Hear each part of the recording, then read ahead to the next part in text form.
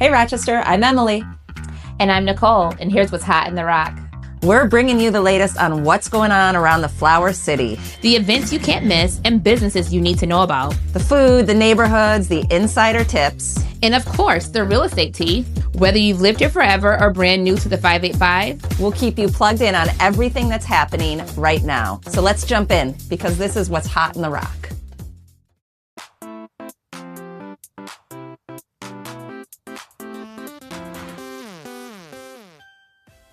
Hey Rochester, welcome to the Rochester Rundown and What's Hot in the Rock. I'm Emily. And I'm Nicole.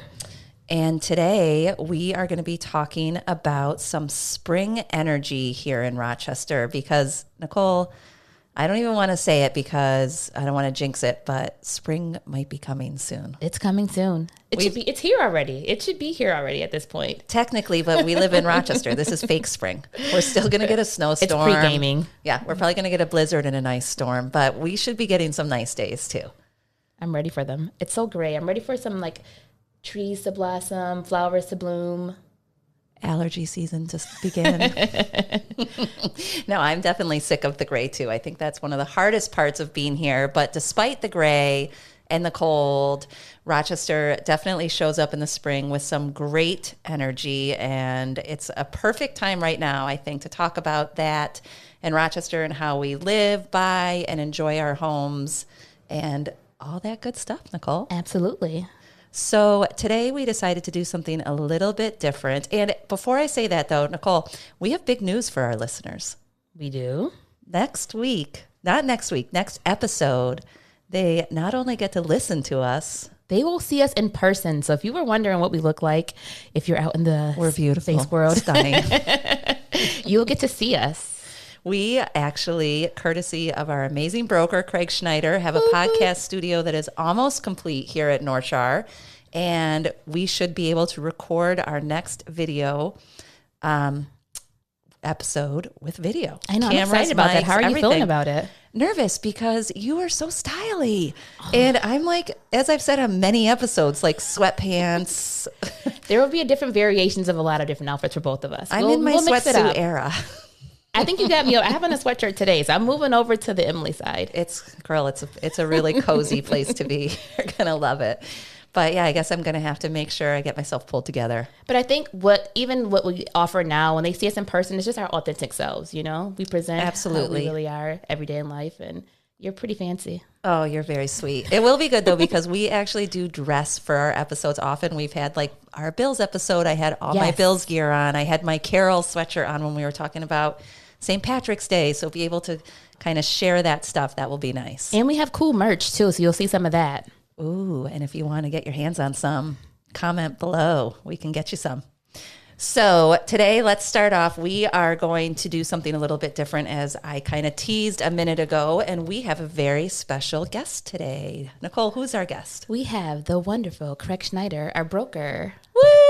Well, thank you guys for having me. I'm actually happy that I was on your last recorded version and I didn't have to get dressed up. Well, this is like the end of an era, Craig. This is like a monumental episode, so it's a good one to be on. I feel like I was here for the start and I'm here for the end of this, and now we're going to pass the torch to the next. You guys brought up a good thing about the spring, and what is the spring to you? How do you identify the spring? I have two things that I go to. Number one is always the St. Patrick's Day parade. To me, that always feels like, okay, we're so close. And some St. Patrick's Day parades are super, super hot. And, where you actually get a sunburn. Yeah. And then some are like this one, which was like freezing cold. And is it still winter? Windy. Yeah. So, but it was miserable. Other giveaway is always when I see the crocuses, I think they're called, those flowers that kind of pop up. And, I think you guys are missing a huge opportunity here to talk about the Flower City that we live in, right? Yes. It is very true. I mean, it's funny that you say that because one thing that always makes me think spring has actually arrived is the Lilac Festival. I was going to say that. One of my favorite festivals that we have here. Yes, and definitely tons of beautiful flowers, obviously. But for me, that always seems like a hallmark of the spring season officially beginning. But when you ask what spring makes me think of, now that I'm, doing my fourth year in real estate, spring makes me think that the market's crazy and busy, and we we are having a ton of fun in the spring market. Absolutely. I think the same for me. It's a lot of new buyers out there. First-time home buyers come for the grants around that time. And it's a newness for me. Like the flowers are coming up. It's a reset for the year. And that's what I like about the spring. Yeah, and I think Rochester as a whole, you look at just having those seasons really makes you appreciate the greatness of spring coming and summer coming. And we live in probably one of the best places during those seasons and into fall. We just have to deal with a few months of terrible weather in the winter. So. It's so true. I have a lot of family that lives in very different climates of this, where it's, almost always warm and sunny. And I was texting them, we had that one 70-degree sunny day. It's like a heat wave here. Well, and it makes it all worth it. Everybody has their windows down. Every single person is in a good mood. It doesn't matter who you are. You walk into 7-Eleven and everybody's smiling and talking to each other, and just, it's like an immediate mood enhancer. Everybody's happy. Absolutely. I know what I hear a lot from buyers that are moving from out of town is that they love that you get all 4 seasons here. You get to experience all 4 seasons fully. Yeah. Well, I think we're also spoiled a little bit because exactly what you're talking about, Emily, is that first warm day. Our office is right on Park Ave, where everybody goes out with their new dogs and and gets out and enjoys the weather and soaks it in. So we're a little bit blessed to see everybody walking around and all that energy as well. And if you want a dog watch, come on Park Avenue with us. They have the cutest dogs over here. Oh, my God, bring them. I love the dogs. All the dogs. Well, one other thing to kind of talk about Rochester lifestyle, but spring as well, a big precursor, or I guess cue that spring has started for me, is March Madness. Are you guys watching? Are you involved? Tell me what March Madness means in your life, because I am a full-blown lunatic. I'm just going to put it out there. Absolutely. I'm obsessed with college basketball. I love it. I should have gone to Buffalo to watch the games, but... Well, are you going to share your picks, Emily? I'll tell you guys, I have Duke going all the way. I will share that. Craig? So I went with Arizona this year. I think Arizona is going to make it all the way to the end. I got them playing against UConn in the final. Okay. I have Arizona in my Final Four, and honestly, I'm a little embarrassed that I have Duke going all the way because they are the number 1 seed, so I feel like it's such an easy, predictable pick. And the thing that I love about March Madness, and guys, correct me if you think I'm wrong, but I don't think you will, is there are so many upsets and so many surprising games, and the heart that these college kids have, when these upsets happen and the celebration and the energy around it, it's insane. It's so fun to watch. That's the best part about it. I feel like the excitement that you just don't know how it's going to go. Yeah. I mean, you'll have an 11 seed beat a 2 seed, which is, you would never think would happen. Well, I can't wait to see the upset on your face when UConn beats Duke. Yeah, bring it, Craig. I can't wait to rub it in your face when Duke takes the whole thing. We might have to place a little friendly wager here. Now, this is getting intense. Do a bracket. However, by way of my husband, I'm going Tennessee. I'm more of a hoster. I'm just there having a good time. Okay, well, that was actually one of my questions for you guys and to our listeners, soon-to-be viewers as well, is thinking about March Madness. Do you guys prefer to watch games at home and host, or just be cozy with your family, or do you prefer to go out and watch the game somewhere? For me, with the kids and the family, it's better to be at home. I can get all the snacks and food there. I have my Bartesian that I got for Christmas, and it makes my cocktails for me. So at home for me, for sure. How about you, Craig? Well, I think this is just a reason to go out and spend time, and it gives you a reason to get out, and especially in the spring, you've been kind of tied up. For sure. There's a break between all of those Christmas parties and everything that you went through, and then there's a couple months where you're doing nothing, and this kind of forces you to get back out and we have great bars here too. So we do. And I mean, I like a little bit of both. I mean, I have said it a million times on the show, I am early to bed. So part of what I love about March Madness is you can go to the bar at 4:00 and there'll be a game and there'll be tons of people there watching, cheering. The energy is huge. But then you can go and watch those 9:45 tip-offs cozy in your own house. So you're 50-50? I'm 50-50. Okay. Depends on the time of day. I like both. All right, moving on, thinking about other things happening in Rochester coming up. We have Earth Day coming up. We do. So, Nicole, tell me, what are some things going on in Rochester for Earth Day? Because I hate to admit it, but I don't know a ton of stuff. Well, I know the Seneca Park Zoo, one of our best zoo here, or our only zoo, I'm sorry. But they have something going on Earth Day. From 9 to 12, it's a cleanup happening. Oh, okay. So if you want to get out and do your part in cleaning up our neighborhood, you can come out and do that. And then they have some things going on for the kids after that. Oh, that's awesome. I did actually see, I tried to do a little bit of research to prep for this, and it seemed like a lot of neighborhood associations and things had neighborhood cleanups. My guess is maybe the city will be doing one of their clean sweeps. I think the city does it every year. Yeah. I don't know. Maybe it's the same day, but definitely around this time of year.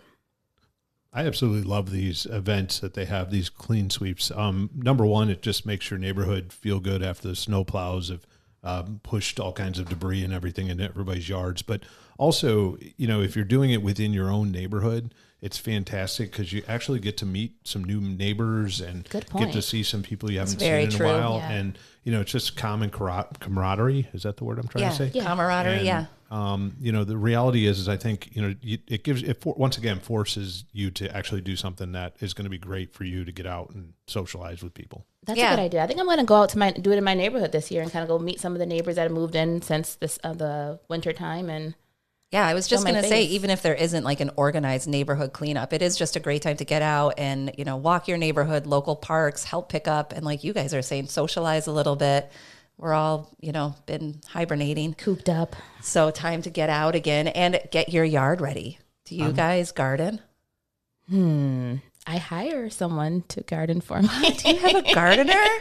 Well, I don't do a lot of Gosh, you are so fancy. You're Bartesian. You have a gardener. Wait till they see you on camera. A landscaper. They come over and kind of get us, that first boost. And after that I can maintain. But the first is going to be someone to get me right. Wow. I'm going to talk to my husband about this. I want a landscaper. I'm smitten over here. I don't say anything like it. So, as you guys know, I have to maintain the building here at Park Ave. So, yes.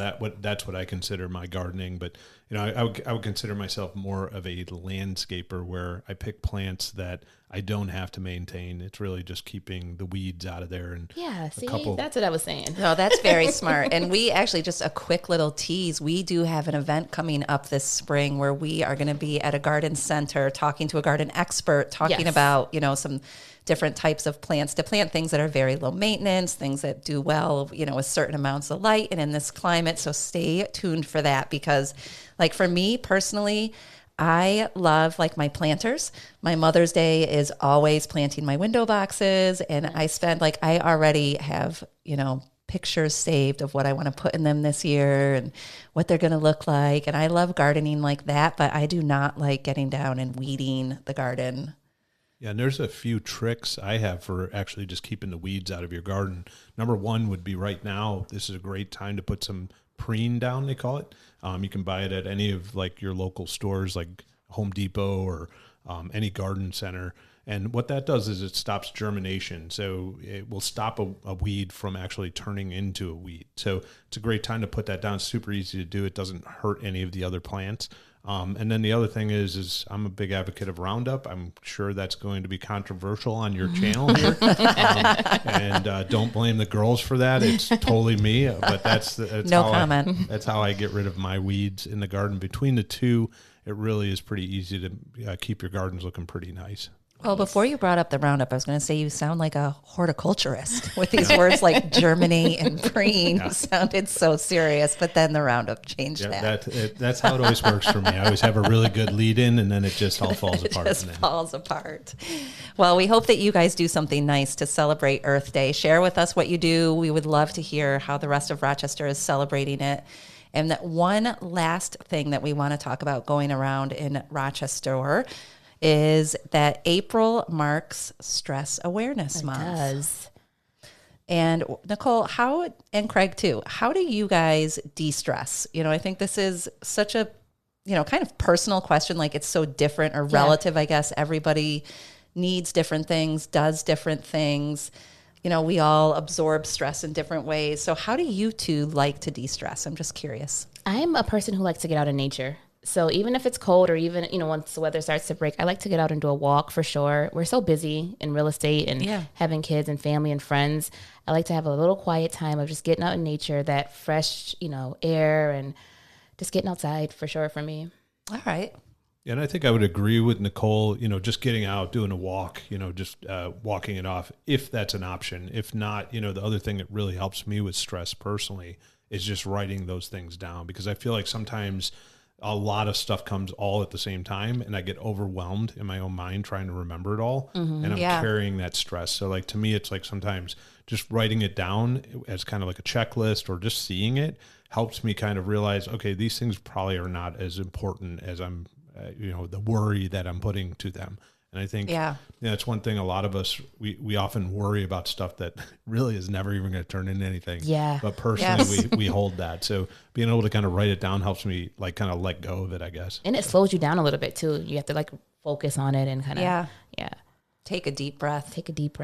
Yeah, I'm kind of the opposite of you guys. I mean, I like to exercise if I'm feeling really stressed, but more than getting outside, I love to just take a really hot bath. There's something about like a hot bath, a hot shower, and that just totally relaxes me. And maybe it's just that, that's kind of the only place I can ever be alone in my house with kids and dogs and this and that. So maybe it's more that I just take 20 minutes to myself. When you started off, I thought you were going to say actually that you just don't worry and have no stress. Oh my gosh. You said you were different than us. So yeah, if anybody knows me, they know that is so far from the truth. Oh gosh. I'm a master of stressing. Yeah, our group thread is pretty intense with Emily freaking out and then calming down. She calms herself down sometimes, so it's sometimes pretty good. Yeah. Sometimes I will say there has been a lot of hand-holding and de-stressing from Craig as far as my career goes, for sure. He's definitely a therapist to us as well, guys. Definitely. Maybe she's in that, when she de-stresses, maybe she's in that warm tub that you just don't know. I just don't know. I'm not FaceTiming. It's okay. It's just a phone call.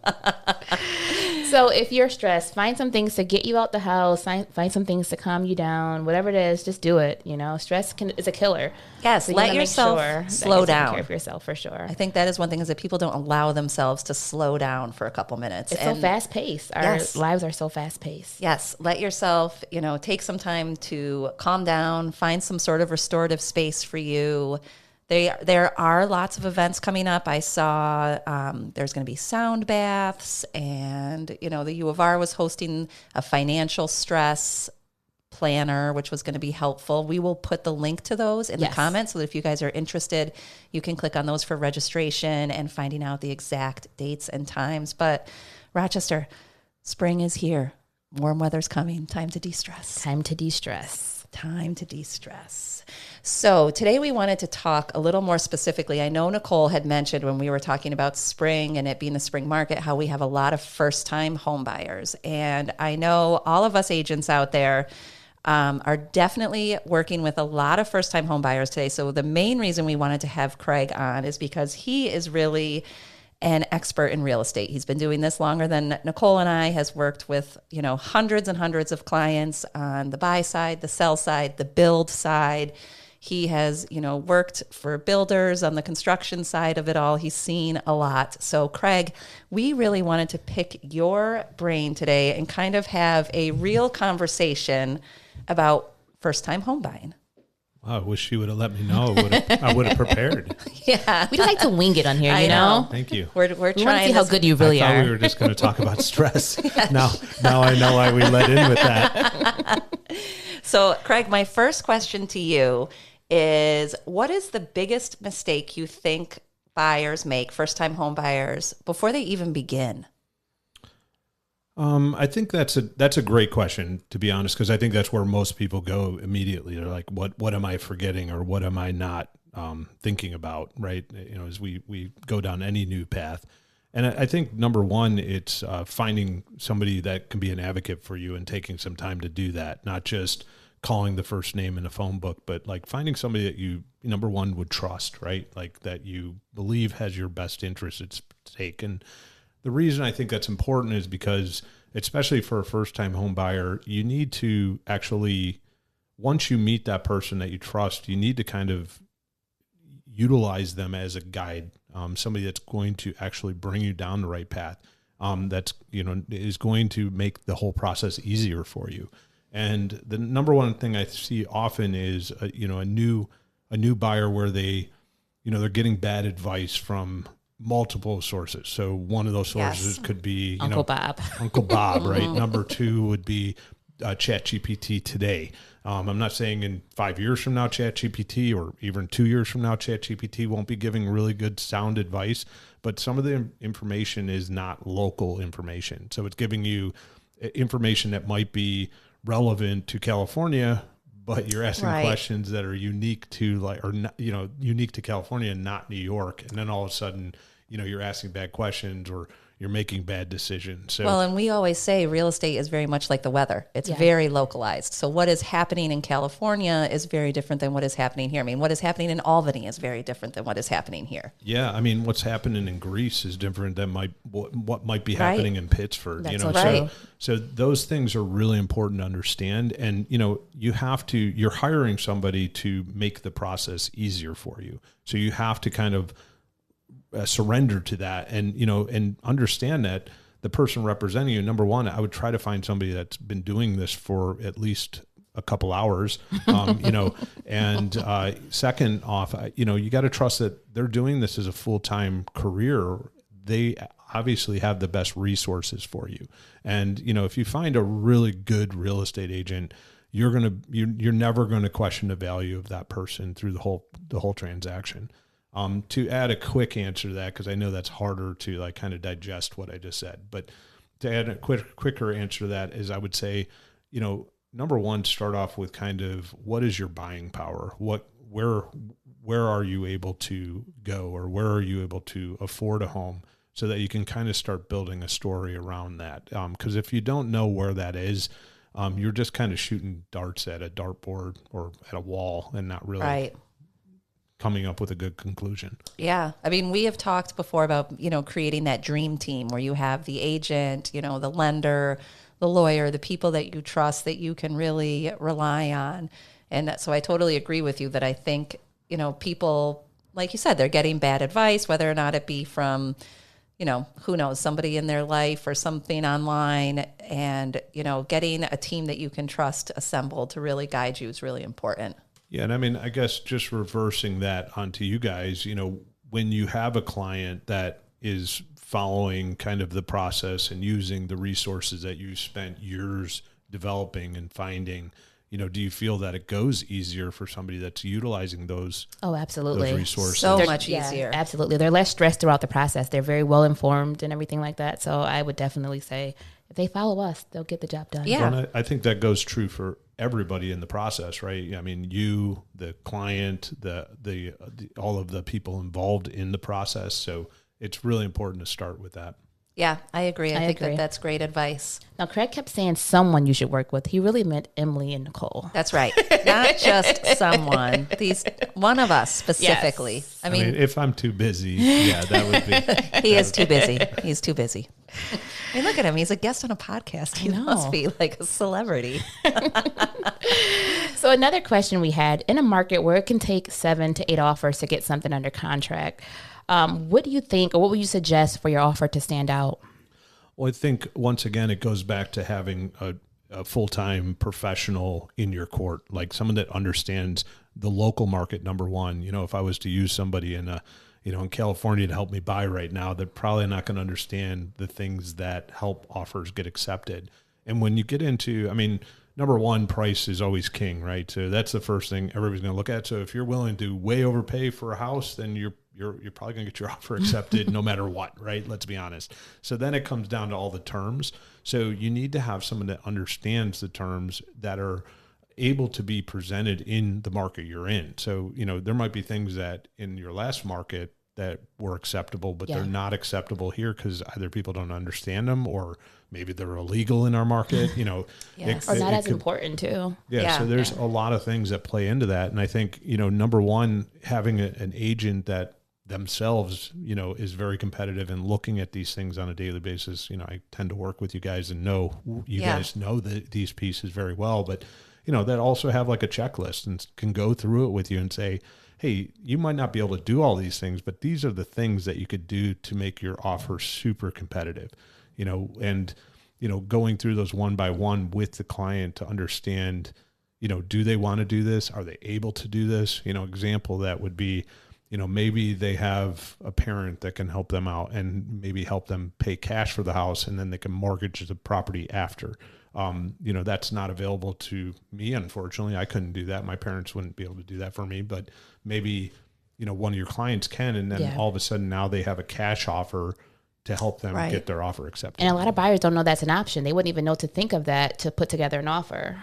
Right. And I think that's the reason it's important to go through each one of those items with them, because you might make an assumption of thinking they can't.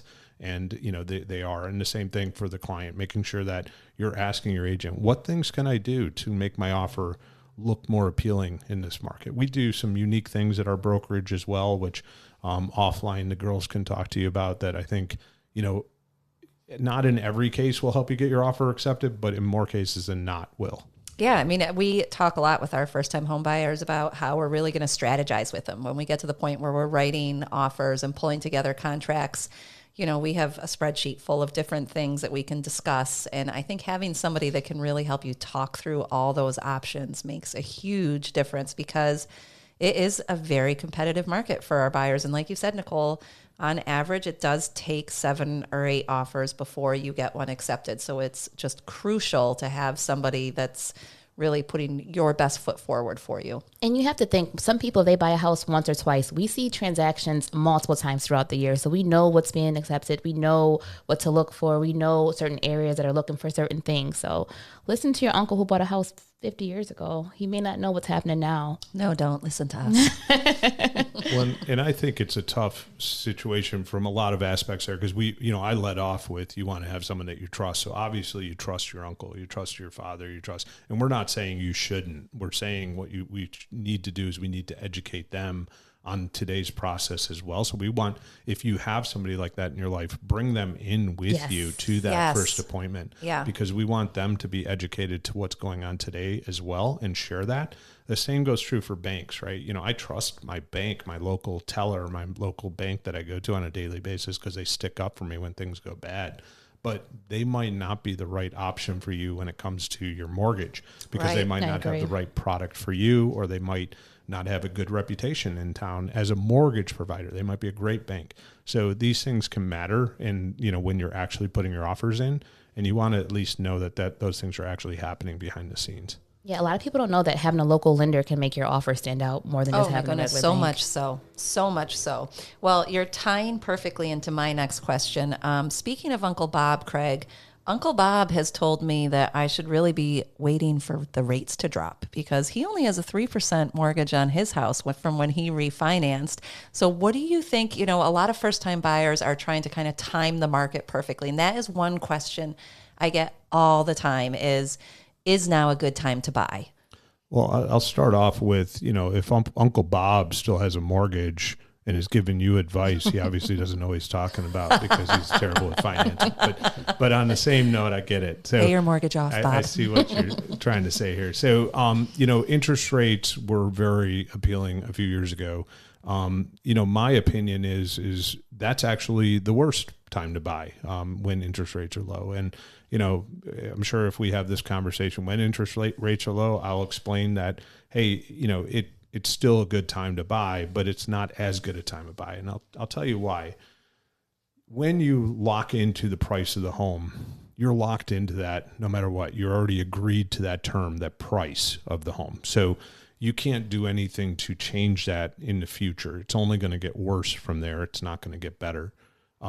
If you lock into an interest rate, there are options to improve your payment in the future. And what I mean by that is if you locked in, let's say, things were really gnarly and you locked in at an 8.75% interest rate, you're likely going to have less competition on the market, because for some reason there's a stigma that believes that buying in a high interest rate market is not as ideal as buying in one that is a low interest rate market.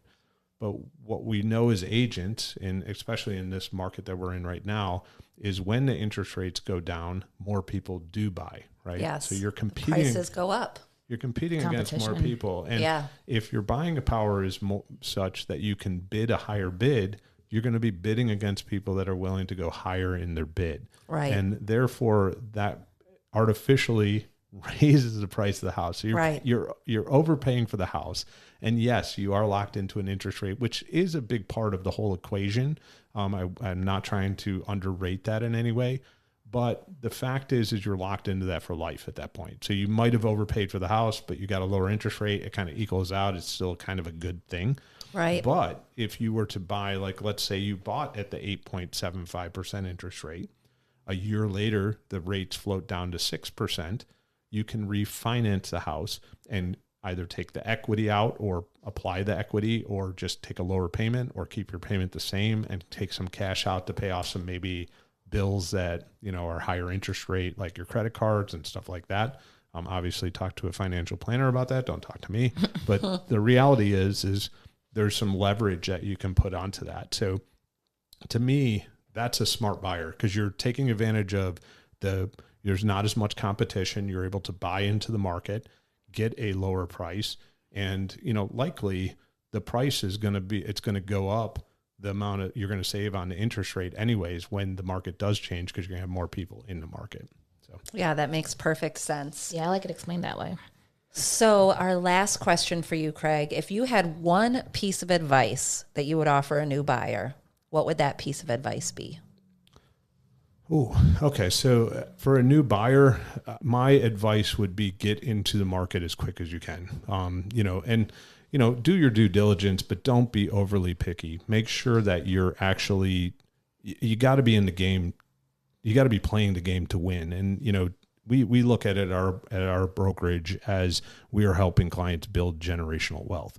And right. The way you can build generational wealth is, you know, and a good example, I guess, you know, it's always best to use examples that are like kind of crazy, right? So like the person who didn't buy the week before the pandemic started lost out on a tremendous amount of equity in their house, right? Because you look at a house, like let's just use North Winton Village, for example. You could have probably bought a house. What do you think before the pandemic? What were houses going for there? 150? I was going to say mid 100s. Yeah. So like mid 100s, you could buy a house.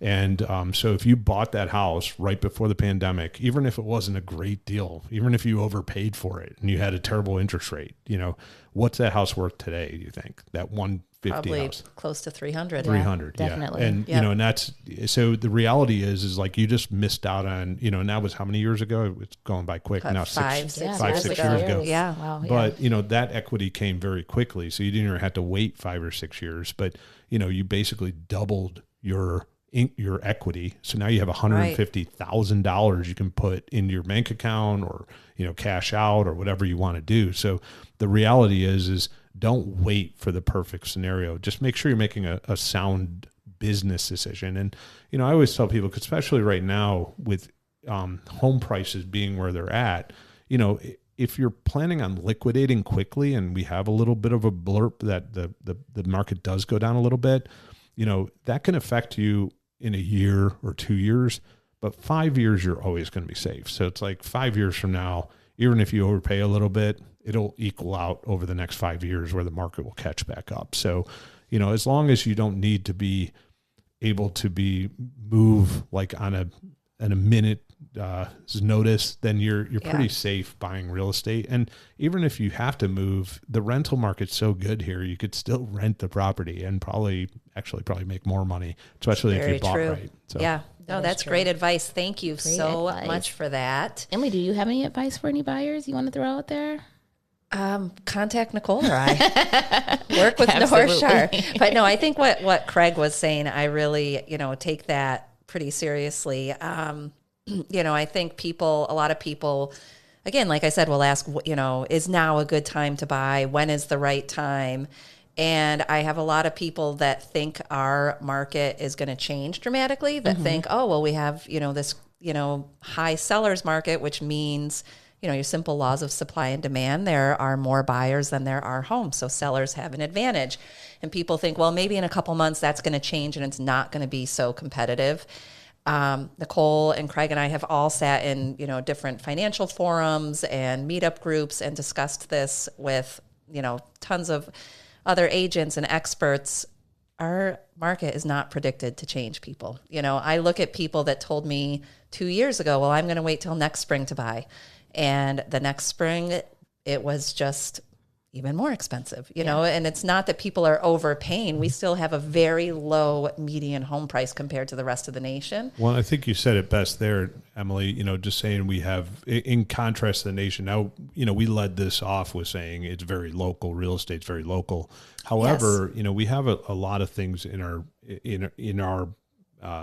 favor in this market. And a couple of those things are, number one, we don't have national home builders building hundreds or I should say thousands of houses a year. You know, on average, we're building maybe 1,000 total, which is actually probably high. Yeah. So that doesn't change the buying power. So like inventory is a problem here in this area, and a problem from the sense where there's not a lot of options, but that also is in favor of a buyer buying because it protects them because there's low inventory.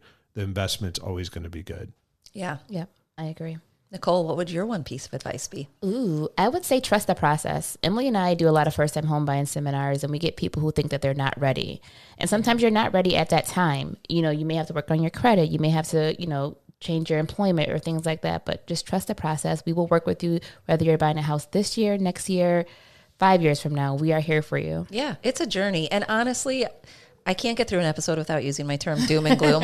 We're not trying to be doom and gloom here. This is such an exciting journey. Like Nicole and I talk all the time, and we've talked with Craig about this too. Like, it is such a treat to help people along this journey. And it is so exciting and rewarding and fulfilling. And just know that, you know, your hard work and your time is going to pay off, and getting that house that is the house that you're going to be able to build generational wealth with and make your home. It's amazing. It's awesome. I think, you know, just from our side of the business, which, you know, your listeners probably don't care a whole lot about, but the reality is like helping that buyer that like honestly had almost like zero chance of buying a house at the front end. You know, when you can get them like you have a program set up where you can get them like their credit, you know, some of my best, like they're like family to me, these people. Oh, yes. Because, you know, you honestly did change your life. And, you know, so when you have, like, for me, that's the most rewarding part of my job. I absolutely agree. And, you know, when you have like a, you know, $1 million buyer who can buy the house with like not even blinking, and they really don't, it's just a house to them. Like it's great to sell that, but it doesn't feel as rewarding to me. No, it's not as fulfilling. Agreed. All right, we have to move on to our next segment, which is my favorite segment, which is our sold or not sold. So this week, guys, we're talking about outdoor living spaces. And Craig, I want to talk with you about this because you currently live in a building of condominiums, and you don't have a lot of private outdoor space. So this is something I have a lot of buyers come to me with, is that they need, you know, a barbecue space, a deck, something in the backyard.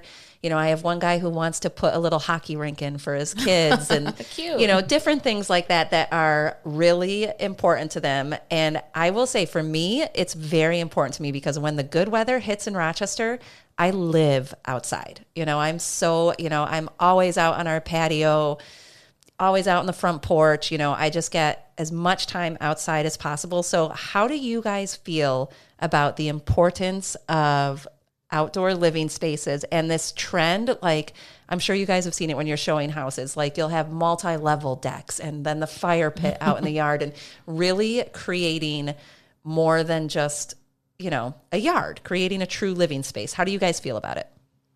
I would say for me, I am an outdoorsy person, and especially with the kids, it's good for us to be outside. So I would love a space that's like designated for us to have fun, entertain, enjoy the weather.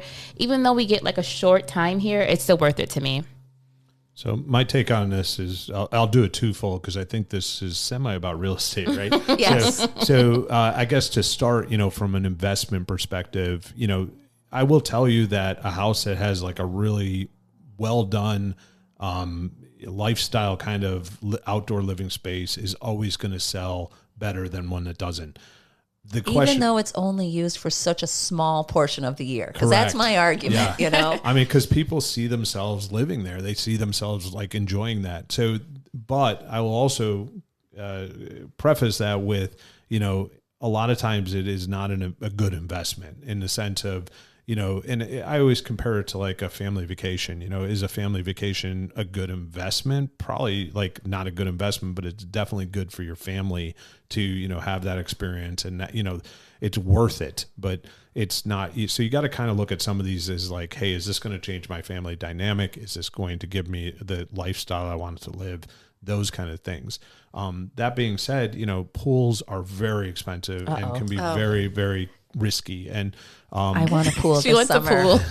And to add to that, there's more affordable ways to do pools than others. Or if you have the money and the budget, just don't expect that. Hey, if you dump $300,000 into a gunite pool in your backyard and landscaping and fences and all of that stuff, that you're likely to increase the value of your house $300,000. That's likely not going to be the case. It might be for the right buyer. So just sharing that. Well, and I want to add too, thinking about, and I hope I'm not putting you on the spot, Craig. Like I said, you live in a building of condominiums and it's beautiful. You have great green space, but you're so close to so many parks and different things that it's like, how important is it to have that outdoor space in the house you buy?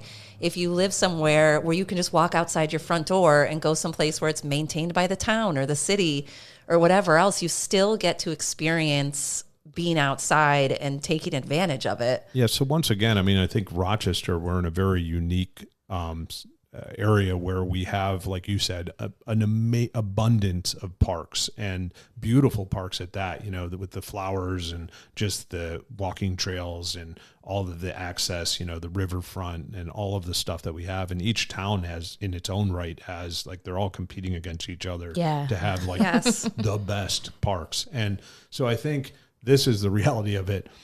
If you don't use the parks that are in your own neighborhoods, and some of these communities have like pools and community pools that are nicer than like some water parks that I've been to. So the reality is if you're not using that, you're likely not to use your own park or your own yard or whatever else.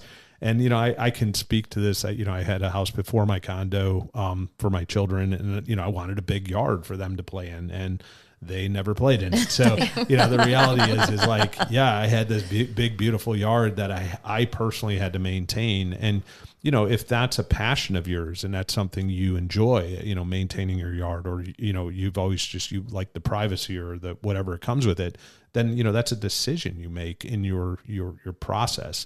But, realize that you can also live a really great life on the other side of it as well. And, I've done both. And, right now at this time, this juncture of my life, I like to not, when I hear the guy mowing the grass outside, oh my gosh, that's part of my HOA. It's just like, I want to like buy him coffee. Like, I'm just like, this is so great that I don't have to worry about it. Or when I see like the HOA board dealing with some crazy, like the leaves weren't picked up or whatever, I'm just happy that I just don't have to even think about that. So that's a good point. Yeah, I might be changing my vote actually. Well, that's good. It depends on you as a buyer, what you're looking for. So when you meet with us, we'll go through what are your wants and your needs and what makes you feel comfortable in your space. So we'll know, we'll kind of narrow down that search for you. Absolutely. We are here to help all the way. And that is all we have for you today, Rochester. Craig, we want to thank you so much for coming on and joining us today and all your knowledge and insight. Thank you. Thank you. Thank you. Thank you. Thank you. Thank you. Thanks for having me.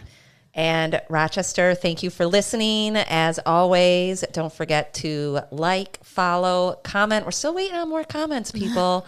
We need to hear what you guys are thinking. Give us some ideas of what you want to hear us talk about.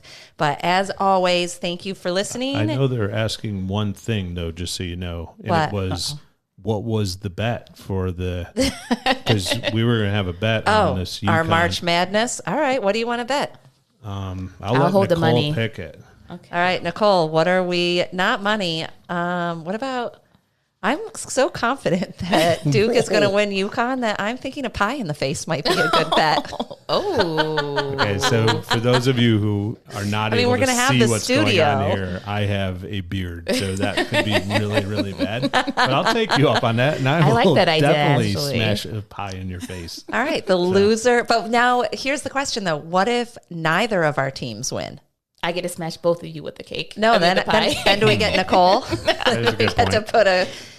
Let's. Do we give it to Nicole? I'm all right Let with that. the We both get a listeners smash in the say face what they from should Nicole. do. All right. Okay. We can put it as a quiz, too. If you go to the YouTube channel, it'll be a quiz. I thought you were going to ask what type of pie was it going to be, because I'm picking a blueberry one. Oh, gosh. That's going to stain your beard. No, I'm not picking it for blueberries. myself, for your face. For me? Oh, great. No. Great. All right. Sorry to interrupt, Okay. but I think that's it. All right, you heard it here, Rochester. Who's getting the pie in the face? That last day of March Madness it's April 6th. Sorry. So check to see who's getting a pie in the face April 7th. I will record it for you guys. Well, we'll be a live kind of situation. Where We'll do see. it. Stay Okay, tuned. all People right. are going to have to check our comments out and Tune stay tuned. in. But as always, Rochester, thanks for listening and Cheers to Rochester.